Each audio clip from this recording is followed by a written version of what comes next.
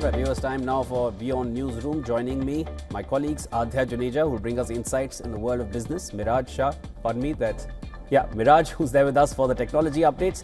And Athira Shashidharan, who will get us all the updates from sports. Let's begin with the business updates. Adhya, take it away. Well, thank you, Shivan. Here's a quick look at the global business trends moving markets today. First up, the commodity that remains stranded at a critical choke point. Oil prices are holding firm after their biggest jump since October. Axios reported that any US intervention may turn into a weeks-long campaign, with Israel pushing for a more aggressive outlook. Well, the risk remains that nearly a third of global oil supply flows from the Gulf. Brent crude is trading above $70 a barrel, while WTI remains above $65. And from energy markets to digital markets, another global disruption is accelerating. AI is now threatening a major share of the global creative economy. According to UNESCO, generative AI could slash revenues by up to 24% for music creators and 21% for audiovisual creators by 2028. Digital income now accounts for 35% of creators' revenue, making them more exposed to AI-driven disruption. Major AI firms, including OpenAI, Meta, and Anthropic, are facing mounting copyright lawsuits over training practices. Well, at the heart of the debate, whether AI's large-scale data ingestion stretches existing copyright laws beyond their limits. And finally, a new report says nearly half of Europeans who don't own a home now believe they may never buy one or aren't interested at all. Well, the European Housing Trend Report 2025 shows 29% say they will never be able to afford a home. When combined with those not interested in buying, the figure rises to 59% in Germany and 54% in Austria. In contrast, Turkey stands out, with 18% saying they won't buy. Across Europe, slow wage growth and rising property prices are widening the affordability gap, particularly for younger generations. And that's a wrap from the world of business. Now for the tech updates, it's over to you, Manaj. Well, thank you, Adhya. Now, Bill Gates has pulled out of the India AI Impact Summit in the national capital just hours before his scheduled speech. Now, the Gates Foundation has said that the move is aimed at keeping the focus on the summit's core priorities. The foundation will now be represented by Ankur Vora, who is set to deliver an address later in the day at the Bharat Mandapam. Now, Gates, who arrived in India earlier this week, was slotted to speak today along with some of the summit's biggest names. Gates has already made a trip to Vijayawada, where he met Andhra Pradesh Chief Minister N. Chandrababu Naidu, Deputy CM P. Kalyan, among other senior officials. In other news, Britain has implemented a 48-hour deadline for social media and tech platforms to remove non-consensual intimate images.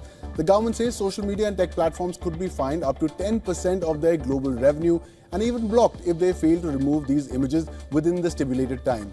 The new rules create a legal requirement for these platforms to delete such content within 2 days of a complaint, with victims required to report the material only once for it to be removed across services.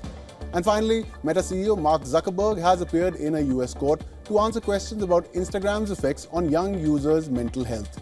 The Los Angeles trial is part of a landmark lawsuit that is examining whether social media companies are culpable for promoting addiction to their platforms. The case has been brought by an individual in California who has sought damages from these platforms she claims worsened her depression and suicidal thoughts. That's all we have from tech. It's back to you.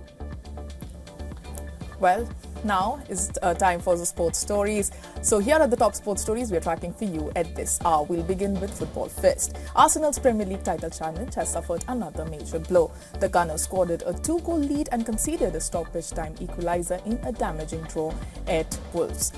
Mikel Arteta's side were on course to move 7 points clear at the top, but Arsenal collapsed in the closing stages.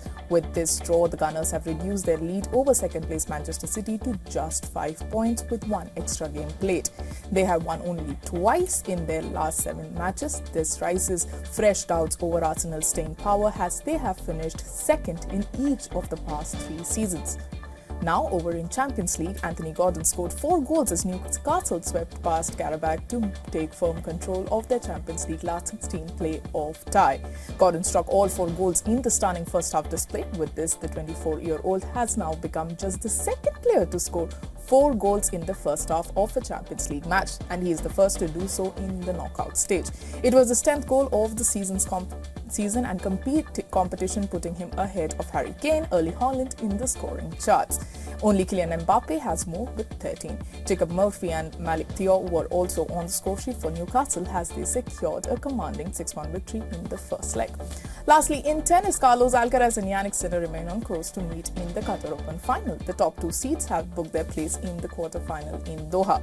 The 7-time Grand Slam champion Alcaraz defeated Valentin Roy in their last 16 clash. The Spaniard comfortably won the first set by breaking the Frenchman twice. He then found himself 5-2 down in the second set before rallying to win the match 6-2, 7-5. He will face 7th seed Karen Khachanov next. Now, Sinner defeated Australia's Popyrin 6-3, 7-5 to reach the last stage. Sinner has now reached at least the quarterfinals stage in 28 of the past 30 tournaments he has played in. With that, we have come to the end of the sports segment. It's back to you, Shivan. Thank you, Athira, for getting us all those updates on sports. Also, thank you to my colleagues Miraj and Adya for those updates on business and technology. That's a wrap on WION Newsroom. We'll slip into a short break. This is a wrap on this bulletin. Come right back. This is WION World is One. Global News will continue.